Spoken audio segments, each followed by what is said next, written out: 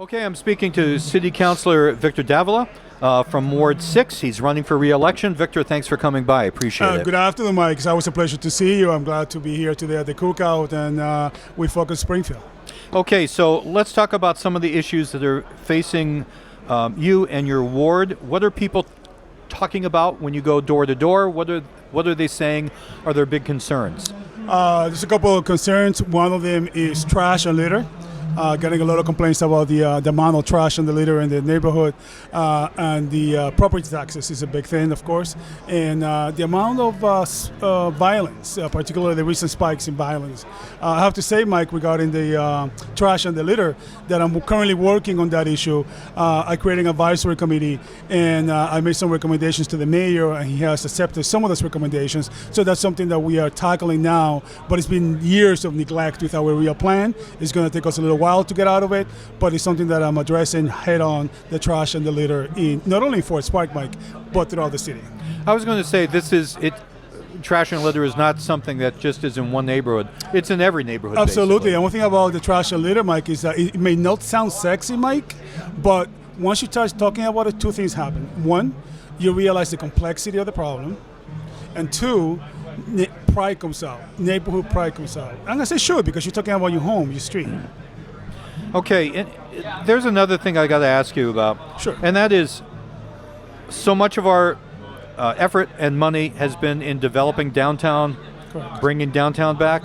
There's a lot of neighborhoods that feel that not enough has been done in their neighborhood in terms of economic development. And I know that in Forest Park, there's been a lot of discussion about a redesign of the X, for Correct. instance, Yes. which is your business district. Good.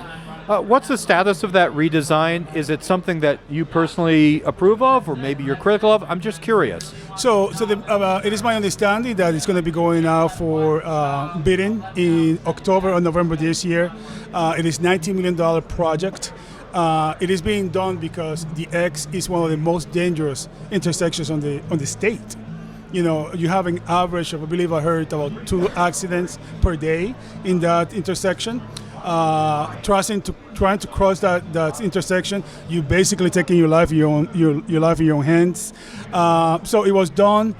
There has been throughout, even when I was the president of the Forest Park Civic Association, I started having meetings on this issue, and we've been putting our input into it all along. And so there is plans. It's kind of a polarizing issue. There is an issue particularly with the trees. They're going to be removing some trees. We're going to end up with more trees, but the trees are going to be of lesser stature than the ones we have now. That's one of the issues. Another issues that we have is within the plan, it's some of the plazas are going to lose some of the land. And so we're still working on it. We're still trying to see if compromises can be made. But if we don't lose the money within $19 million, we're going to lose it. And this is not a want, this is a need. Because somebody one day is going to get killed in that intersection. Okay. I got to ask, I've been asking most of the city council Sure. candidates this question, that is about ARPA funds. Yes. Do you feel that they've been well distributed, or do you think there's been some problems with the distribution? Who is getting the funds? Well, I would have to say that if I was the mayor, I would have done it differently. The whole process was a little convoluted, to say the least. I do believe that the money should have gone out first to the residents. Right now, we have 16,000 applications for residents, and only about not even 1,000 has been given out. So these are the people. We're talking about the grandmas. We're talking about regular people that need that money now. You have a lot of other large businesses in the city that got millions of dollars right away. You know, and you got companies that didn't lose money during Big White. Quite the opposite. They made money, and good for them. But we should have paid more attention to the residents, because that was the intent for the residents. And a lot of the other things that were done, they're good, but in my mind should have come second or third. Okay. And one last question here for you. As a city councilor, you've been on the council with certainly part of the time that the issue of the police commission has Yes. been settled. Are you satisfied with how the commission is working? No, not at all. Not at all. In fact, I'm very concerned with the police commission. This is not at least what I envision. I think that there's too many people trying to put their fingers on the pie. I think the police needs to find its own backbone. I am not happy they have delegated some powers to the police commission, to the police superintendent. But it is the commission. I am not going to interfere in the decision-making process.